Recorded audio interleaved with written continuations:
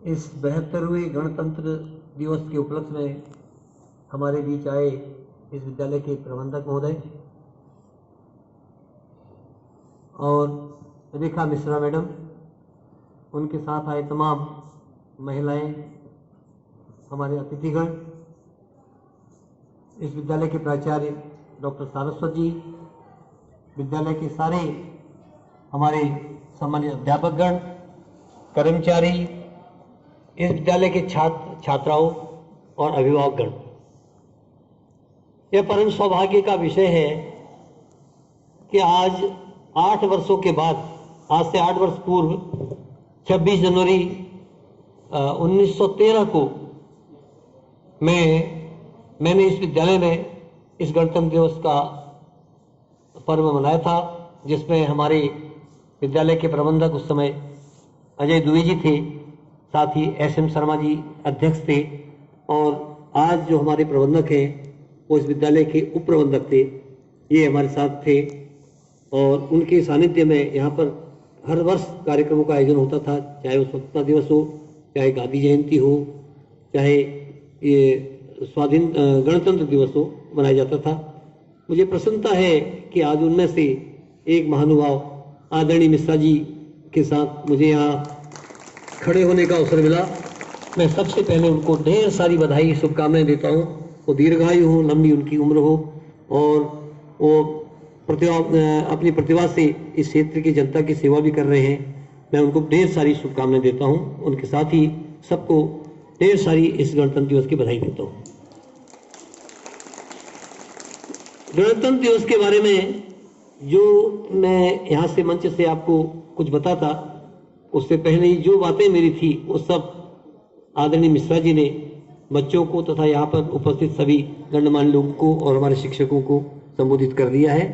उनकी ही बातों को मैं पुनरावृत्ति न करते हुए उनके साथ में, उनके शब्दों के साथ में अपने को सम्मिलित करते हुए केवल 2 बातें बच्चों को और यहाँ के शिक्षकों को कहना चाहूँगा। बच्चों, गणतंत्र दिवस का मतलब अभी माननीय प्रबंधक महोदय ने आपको बता दिया है। हम भारत के लोग, जब ये प्रेम्बल इसका लिखा गया, जो इसकी प्रस्तावना संविधान की है, उसमें लिखा हम भारत के लोग। यह देश किसी राजा का नहीं है, राजा के अधीन नहीं है और किसी एक तानाशाह के अंदर भी नहीं है। यह भारत के लोगों का गणतंत्र है और यहाँ के लोगों द्वारा चुनी गई सरकारें हम पर हमारे देश की व्यवस्था को चलाते हैं। यह बात को मालूम होना चाहिए।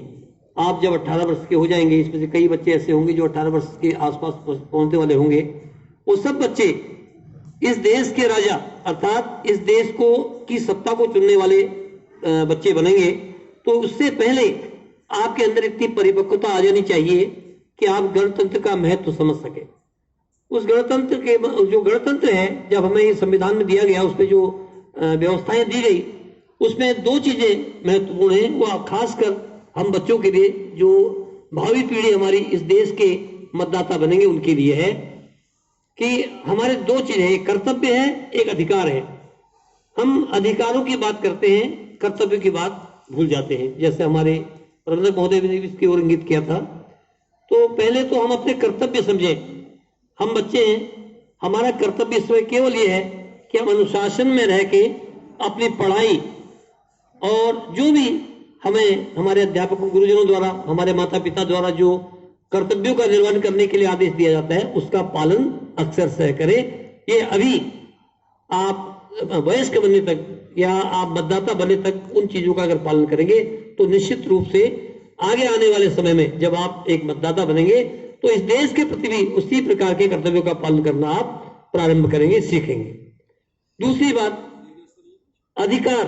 अधिकार क्या है हमारा? हम ऐसे प्रतिनिधियों को शासन में चुनते हैं, जब आप वयस्क हो जाएंगे, जब मतदाता बन जाएंगे, जो प्रतिनिधि हमारे देश के लिए, हमारे समाज के लिए, हम सबके लिए, आगे जनता के लिए सही काम कर सके, ऐसे प्रतिनिधि का चुनाव करना हमारा दायित्व बनता है, वो हमारे कर्तव्य में आता है। बाकी जो दूसरी बात अभी मिश्रा जी ने इससे और इंगित किया था कि अपने कर्तव्य के प्रति कितनी जागरूकता विदेशों में, पाश्चात्य देशों में होती है, अगर उसी प्रकार से हमारे यहाँ भी इसी प्रकार का जागरूकता, अवेयरनेस अगर होती तो शायद हम बहुत आगे कहीं पहुंचे होते।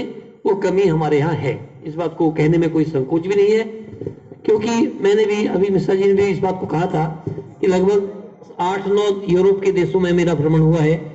मैं Germany, France, Spain, Italy, Switzerland और ऑस्ट्रिया और स्वीडन और बेल्जियम, इतने देशों का भ्रमण मैंने किया है जहां मैं 4-5 दिन हूं। लेकिन वहां लोगों को देखा मैंने, वो अपने काम से मतलब रखते हैं, फालतू कामों से कोई मतलब नहीं, और वहां पर कोई भेदभाव ऐसा नहीं है, कोई ये बड़ा है, ये छोटा है, या ये